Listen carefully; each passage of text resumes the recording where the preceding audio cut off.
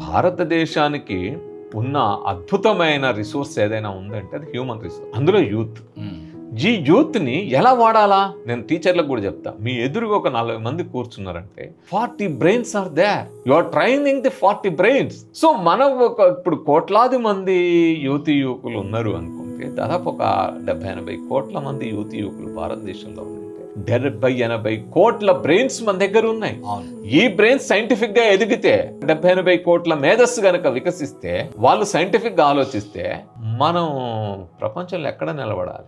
ఇంత వనరు ఇంకే దేశానికి లేదు. మరి లేనప్పుడు ఈ వనరుని ఎట్లా వాడాలా? మూఢత్వం చుట్టూ తిప్పి, పబ్బులు క్లబ్బులు మద్యం చుట్టూ తిప్పి, డ్రగ్స్ చుట్టూ తిప్పి, సినిమాల చుట్టూ, ఫ్యాన్ ఫేర్ చుట్టూ, వీటి చుట్టూ తిప్పుతూ ఉన్నప్పుడు వీళ్ళు నూతిలోని కప్పల్లాగా, మధురాతి చిప్పల్లాగే మిగిలిపోతారు కదా. ఒక నిత్య నూతన వికసిత విజ్ఞానవంతులుగా ఎదగడము అనేది ఎప్పుడు జరుగుతుంది భారతదేశంలో?